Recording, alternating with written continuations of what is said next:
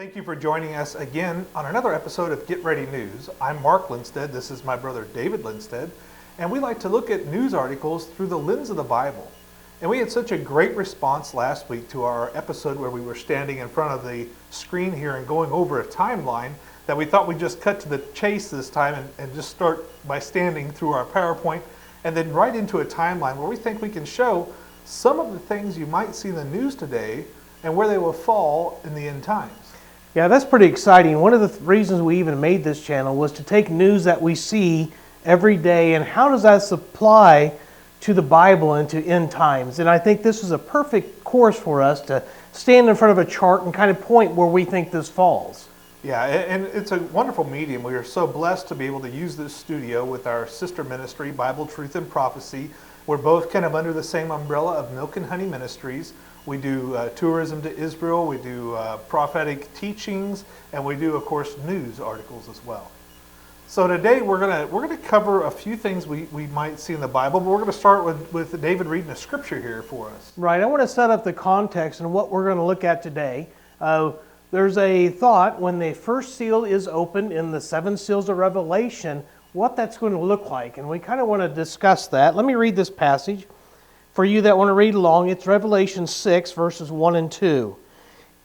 And I saw when the Lamb opened one of the seals, and I heard, as it were, the noise of thunder, one of the four beasts saying, Come and see. And I saw, behold, a white horse, and he that sat on him had a bow, and a crown was given unto him, and he went forth conquering and to conquer. Something we want to look at today is, how does this person, who is this person, maybe number one, and number two, how does this person conquer?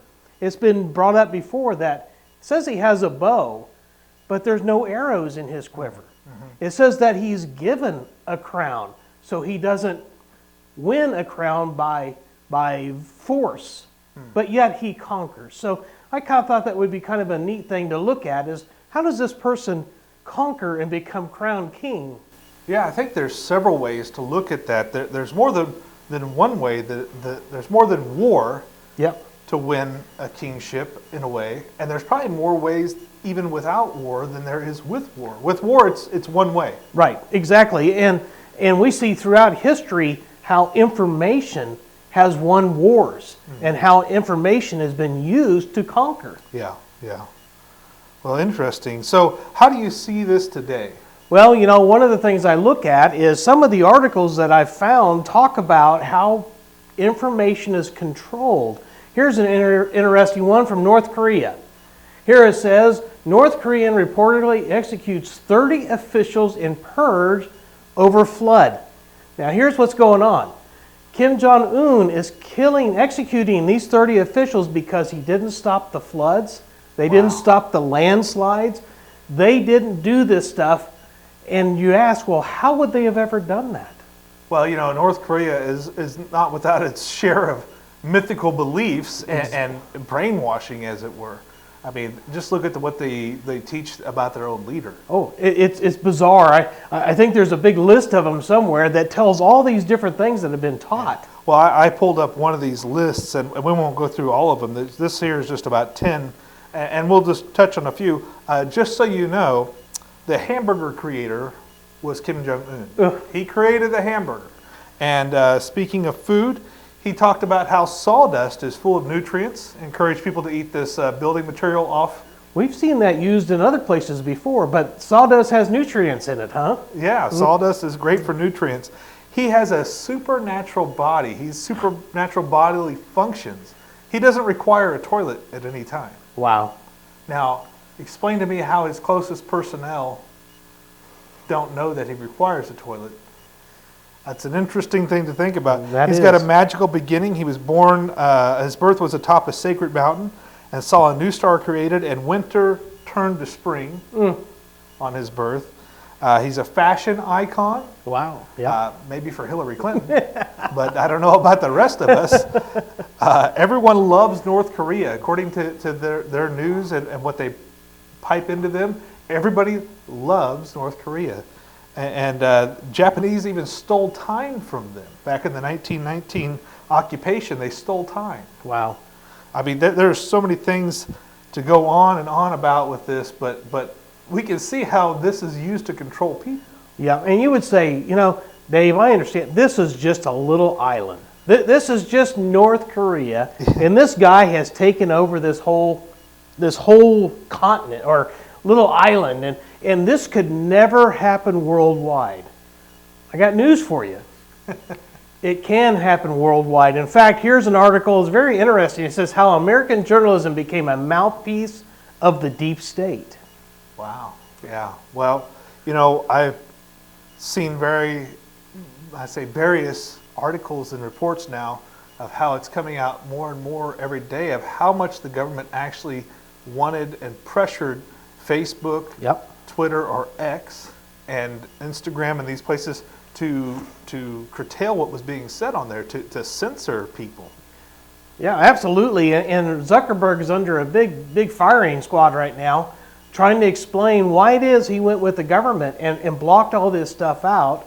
Likewise, in Brazil, they are banning Twitter or X because it is an open platform and people can say anything they want to say without repercussions. So you mean the government can't control the narrative? That's right. That's why they want to get rid of X. You mean like there are other medications besides an untested vaccine that's not a vaccine? Interesting. What's interesting to me is here in the United States and even in the other parts of the free world, in the UK and Australia, you could say something bad against the vaccines and you could end up in jail, in fined. I think even in Australia they had a little concentration camps for people to go to. Well, there was a report the other day I saw. I wish I should have brought forward the article, but a man was discussing with another gentleman in the United Kingdom, and he said, hey, in these countries, in China right now, there's 30 people in prison for things they said on Facebook. Oh, yeah, I saw that too. And the gentleman says, how many do you think are in the UK or in England alone? And the man being interviewed said, well, nobody. We have free speech. He says, actually, there are 3,300 people in the United Kingdom that are in jail for something they said on Facebook. Yep. And these UK police have even warned Americans, if you say something, they're going to come after you. And I don't know how someone from the UK is going to come to Kansas and find me for something, but just the threat alone is amazing to me. Well, I tell them to come on over. We'll dump their tea again. I got no problem doing that. I've got a whole bunch of friends of mine in my own little safe in my house that make sure he won't come into my home and he won't take me, and I'm not paying him a dime. Now back in the 70s, it was found out that the government, our government, was controlling media sites all the time, everywhere. In fact, it's called Operation Mockingbird, and this is kind of a neat thing I found online, shows kind of all your news places all put into the shape of a bird, but they actually came out and admitted that they were controlling the news to the media. Now, wait a minute. I didn't think the New Yorker and the Washington Post were friends. I thought they kind of didn't like each other. That's right. You would think so. And I didn't know that CNN and the BBC were on the same page. That's interesting to see all these agencies and finding out that they're really trying to promote the same thought. Here's another one. I really like Sky News, and there's some things I like on Fox. Yeah. But don't be mistaken that everybody has an agenda, and everybody's following something. Yeah. And this is showing how all of our media has been co-opted. In fact, we've watched, I don't know how many videos of presidential candidates saying things that are not true and have not been true for a year or two, and they still say them. Yeah, well, and part of that is that Trump talking about the people at the South Carolina, I think it was. Yep. When the claim is that he never denounced white supremacy, which if they just played the video of the recording, the next sentence he says, which is not a good thing. Yeah. And it's all about control of the information. It really is. It's a control of information. Now I have a 1-minute clip, and I'm going to kind of stand out of the way that I want to play for you guys. And this is a phenomenal clip of what Operation Mockingbird looks like. Now this clip is from about 6 years ago, and I haven't found out if they've got one that's updated, and I'm sure they do, because whenever I turn on the news, they always have the same exact words for their talking points. But I want to play this for you real quick here. The sharing of biased and False news has become all too common on social media. More alarming, some media outlets publish things that simply aren't true without checking facts first. Unfortunately, some members of the media use their platforms to push their own personal bias and agenda to control exactly what people think. And this is extremely dangerous to our democracy. This is extremely dangerous to our democracy. This is extremely dangerous to our democracy. This is extremely dangerous to our democracy. This is extremely dangerous to our democracy. This is extremely dangerous to our democracy. This is extremely dangerous to our democracy. This is extremely dangerous to our democracy. This is extremely dangerous to our democracy. This is extremely dangerous to our democracy. This is extremely dangerous to our democracy. This is extremely dangerous to our democracy. This is extremely dangerous to our democracy. This is extremely dangerous to our democracy. This is extremely dangerous to our democracy. This is extremely dangerous to our democracy. So here we can see how the media had the exact same talking points from station to station to station locally. And if you were just watching local news, you would have never known that all the other ones are saying the exact same thing. So you think it might have been a script? A script, absolutely. Interesting. Well, one of the most interesting things I want to point out here is we're not a democracy. Absolutely. If we were a democracy, then we say that the people issue rights, but we're a republic who believes that our Creator gives us the rights. They're inalienable rights to us, endowed by our Creator, not given to us by democracy. So when I hear somebody say it's dangerous to our democracy, I understand you know nothing about the American government. Exactly, and you have no idea what democracy means when the Creator endows you with those rights. If government gives those rights to you, government can take them. That's right. But since our Creator gave us those rights, government has no business messing with those rights. Yeah, so it's interesting to see. Well, the control of information certainly can play into the control of people, yes, and the control of thought and the control of an ideology. Absolutely, and I think that's something that we can look at and we can say, this is probably one of the methods that the Antichrist, who we think is the rider on the white horse. Yep, right here. The first horse right here. Yep, as he would come in and he would establish his reign. And he's coming in with a bow with no arrows. So that tells you that he is probably going to come in on information or something of that nature to take over everything. Now I think that you're right there. I think it will come in on the information control and all these other things as well. But I really think there's other ways to do this. And I think we look into the book of Revelation, we could see another way that somebody could come into power without a war. Mm-hmm. And Revelation 17, chapter 17, verse 12 says, "And the 10 horns which thou sawest are 10 kings, which have received no kingdom as of yet, but receive power as kings.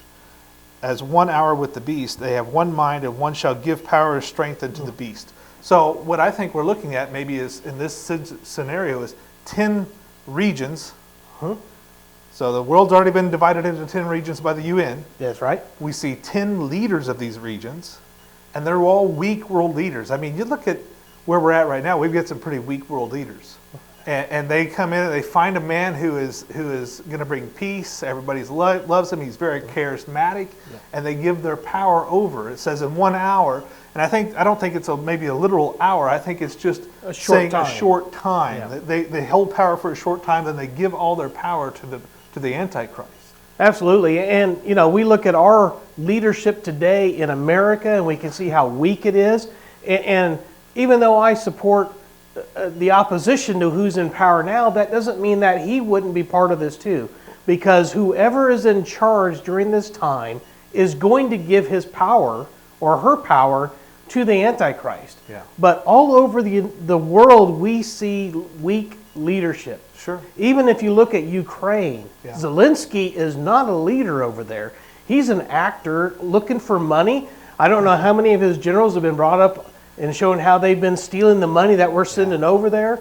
We look at France. Yeah. Macron, you talk about a weak... What about Trudeau? Yeah. Oh, man. It's so... I remember watching the debate between, I don't know if they call it the House of Commons in Canada. Yep. And Trudeau's plan for helping people in housing situation problems in Canada was, we have a catalog of homes. We spent a year developing a catalog of homes, and you haven't built one house yet. And then we hear Kamala talking about Kamala. Well, I don't want to be That's right. labeled wrong for saying her name wrong. I don't even know how to pronounce it. But then she says, well, we've got to build more housing for people. Yeah, and we see housing going up like crazy, but you know what's interesting? It's all rental housing. Yes. Everything that we see is coming up rental, and I can only think back to what the World Economic Forum guy said, is you'll own nothing and love it. Yeah. And so I see all this happening, and now I see California giving people money to buy housing that aren't even from the United States, but using tax dollars. Yeah. Well, we heard the report this last week out of Chicago, I think it was, that an illegal immigrant gets $15,000 on an EBT card, $5,000 in cash, and 2 years of free rent. Wow. What about our veterans? Yeah. That are homeless right now? I don't get it. But the other thing we see, the other aspect of this and taking over and taking power might even be for somebody being very charismatic. And yeah. I know everyone watching this show probably knows what side I'm going to vote for. Yeah. But you know what? He's a very charismatic person to certain people. Yeah. And there are people who would follow him to the breaches. Exactly. And not think twice. Remember he quoted in New York saying, people love me so much I could shoot somebody on the streets and I wouldn't go to jail. And I don't think he wants to do that, but he's just given an illustration. Yeah. You could whip up enough people to love you so much that you could almost get away with anything. Well, and we even see that now, politicians that get away with anything. Well, getting back to our chart, and we start thinking about this first seal and this pale horse right here, and we're thinking about him taking control and doing so without any arrows in his bow. And I can't help but think of Paul Henry Spake. In 1949, he was part of one of the founders of the EU, getting this union together. And his quote is amazing. He says, "A united Europe doesn't need another committee. What we want is a man of sufficient stature to hold the allegiance of all people and lift us from the morass into which we are sinking." So it's very specific. We want a man of sufficient stature to hold allegiance of all people. Not truth. Right. Allegiance of all people. Right. Send us such a man, he goes on to say, be he God or the devil, we will receive him. He's wide open to this being a satanic influence. He's wide open to this being the Antichrist himself. He says, I don't care if he's of God or of the devil, we want him. Exactly. And I think that's what people are looking for. You know, one of the things that I always hold in my mind is when 9/11 happened, the opposition, the terrorists that did that said, well, give America a little bit of time and they'll forget. Yeah. As soon as things can go back to normal, we start forgetting stuff. Sure. And I think that's one of the issues here. You know, I think it was Stalin that pulled the feathers out of this chicken. Yeah. And the chicken, as soon as he set him down, came back to him for warmth.